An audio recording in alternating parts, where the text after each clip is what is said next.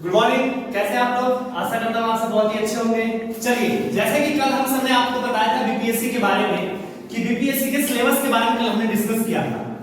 तो आज हमारी फर्स्ट क्लास है इतिहास में। हम इतिहास को हम तीन पार्ट में पढ़ते हैं। पहला प्राचीन इतिहास, दूसरा मध्यकालीन इतिहास और तीसरा आधुनिक इतिहास, जिसे इंग्लिश में बोलते हैं ancient history, medieval history and modern history. आज जो हम स्टार्ट करने जा रहे हैं वो मध्यकालीन इतिहास स्टार्ट करने जा रहे हैं। क्या स्टार्ट करने जा रहे हैं? मध्यकालीन इतिहास, जिसको हम इंग्लिश में मेडिवल हिस्ट्री कहते हैं। क्या कहते हैं? Medieval history. इसका जो समय बताया जाता है 711 ईस्वी से लेके 1526 तक, जब मुगल आए थे, मुगल के जो बाबर आए थे, तब तक इसका मध्यकालीन इतिहास को बताया जाता है। उसके बाद वो आधुनिक इतिहास में चला जाता है। चलिए, सबसे पहले अगर हम बात करें मध्यकालीन इतिहास में, तो भारत के ऊपर सबसे पहले जो आक्रमण किया था तो उसने किया था अरबों ने। किसने किया था? अरबों ने। भारत पर प्रथम आक्रमण अरबों का आक्रमण हुआ था। किसका था? अरबों का आक्रमण। किसका हुआ था? अरबों का आक्रमण। अच्छा, इसकी जानकारी हमें कहां से प्राप्त होती है कि भाई सबसे पहले अरबों ने आक्रमण किया था? तो एक पुस्तक है जिसका नाम है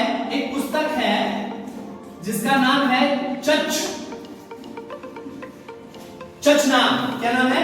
चचनाम, जो फारसी क्षेत्र में, जो फारसी में है।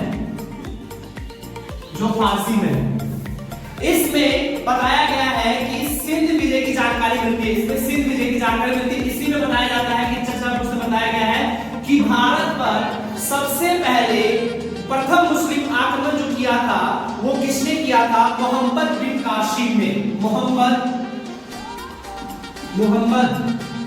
एक मिनट बेटा, मोहम्मद था। हाँ,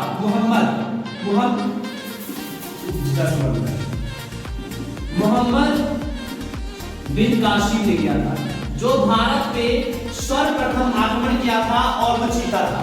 इससे पहले भी आक्रमण हुए थे 711 ईस्वी में। दो थे जिन्होंने आक्रमण किए थे, एक था अब्दुल्ला और बुदेला। 711 ईस्वी में अब्दुल्ला और बुदेला ने आक्रमण किया था, लेकिन इनको क्या मिली थी? हार मिली थी। लेकिन फिर 712 ईस्वी में मोहम्मद बिन कासिम ने आक्रमण किया सिंध पर। उस समय सिंध का जो राजा था वो हिंदू शासक राजा दाहिर था। उस समय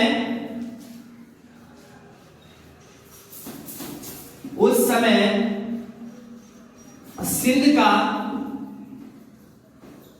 हिंदू शासक राजा दाहिर था। कौन था? राजा दाहिर था।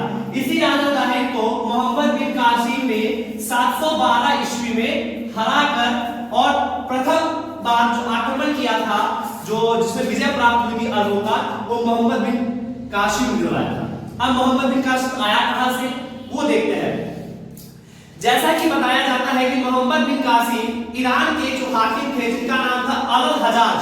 क्या नाम था? अलल हजाज था, जो जिससे वो आज्ञा लेकर और वो सिंध पर आए थे। सिंध पर आने के बाद उन्होंने आक्रमण किया और जीता। अच्छा, इसके बाद हम जानते हैं कि भाई मोहम्मद बिन कासिम ने तो भारत पे आक्रमण किया। अब उसका एक मेन मोटिव क्या था भारत पे आक्रमण करने का? वो भारत पे आक्रमण क्यों किया? क्या वो एक डकैती करने के लिए आया था कि चोरी के मकसद? ऐसा कुछ नहीं। उसका एक ही था कि इस्लाम धर्म का प्रचार प्रसार करना। मोहम्मद बिन कासिम का एक ही मेन मोटिव था कि इस्लाम धर्म का, कौन सा धर्म का? इस्लाम धर्म का प्रचार प्रसार भारत में करना। उसके बाद इसका जो दूसरा मेन मोटिव था कि साम्राज्य का विस्तार करना और धन की प्राप्ति करना। किसका? साम्राज्य का विस्तार करना और धन की प्राप्ति करना। मैं इसको लिखता हूं, उसको आप देखेंगे और जो इसकी पीडीएफ होगी वो आपको बहुत ही जल्द टेलीग्राम के माध्यम से आपको मिल जाएगी। इसका दो ही मेन मोटिव था। पहला क्या था कि इस्लाम धर्म का प्रचार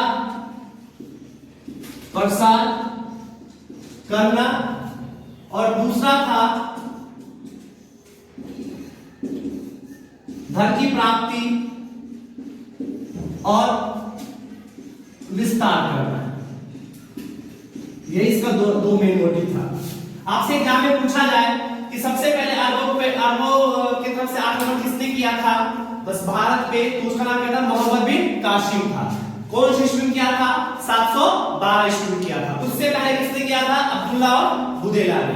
अच्छा, मोहम्मद बिन कासिम जो भारत आया था वो किससे आगे लेके आया था, वहां के ईरान के हकीम थे जिनका नाम था अल-हज्जाज, उससे आगे लेके भारत आया और उसने सिंध को जीता।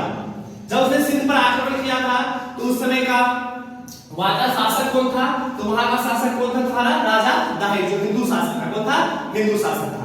अच्छा, इसका मेन मोटिव क्या था आक्रमण करने का, सबसे मेन मोटिव था इस्लाम धर्म का भारत के अंदर प्रचार करना। दूसरा क्या था कि धन की प्राप्ति करना, अगर धन होगा तभी ना अपने साम्राज्य को विस्तार कर पाएगा। तो ये दो मेन मोटिव से भारत को उसने आक्रमण किया था, क्योंकि उस समय भारत जो हमारी थी सोने की चिड़िया थी, भारत के पास काफी ज्यादा खजाना था। चलिए, अब इसने आक्रमण तो किया, तो भाई आक्रमण करने के बाद उसका रिजल्ट, परिणाम और प्रभाव क्या पड़े भारत पे वो देखते हैं। परिणाम और प्रभाव क्या पड़े भारत पे वो देखते हैं। जब मोहम्मद बिन कासिम ने, तो इसका परिणाम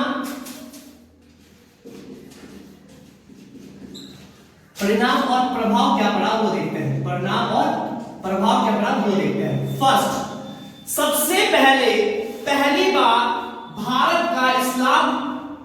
भारत में इस्लाम का प्रवेश हुआ। प्रथम बार इस्लाम का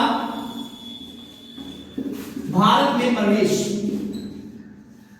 हुआ था 712 ईस्वी में। इसको आप नोट कर लेंगे। इस्लाम धर्म के लोग जो भारत में प्रचार प्रसार करने के लिए आए थे वो 712 ईस्वी में, कब, जब मोहम्मद बिन कासिम ने सिंध के जो राजा थे, राजा दाहिर को हराया था, उसके बाद। नंबर 2, हिंदुस्तान को हिंदू शब्द कहने वाला वो सबसे पहले प्रयोग किया था, किसने किया था, अरब के लोगों ने। भारत के लोगों को हिंद के लोगों को हिंदू शब्द से, कौन शब्द से, हिंदू शब्द से सबसे पहले कहने वाले लोग थे वो थे अरब के लोग, अरब वासियों ने कहा था। क्लियर है। नंबर 3, अब मोहम्मद बिन कासिम के आने से एक फायदा और हुआ। ये फायदे बताता हूं आपको। जैसे कि भारत के अंदर खजूर की खेती स्टार्ट हुई। किसकी खेती स्टार्ट हुई, खजूर की खेती। उसके बाद ऊंट का पालना, ऊंट पालन स्टार्ट हुआ। ये 3 पॉइंट। पहला, प्रथम बार इस्लाम का भारत में प्रवेश हुआ। हिंद के वासियों को हिंदू कहा गया, अरब के लोगों के द्वारा। खजूर की खेती, ऊंट की खेती स्टार्ट हुई। उसके बाद भारत में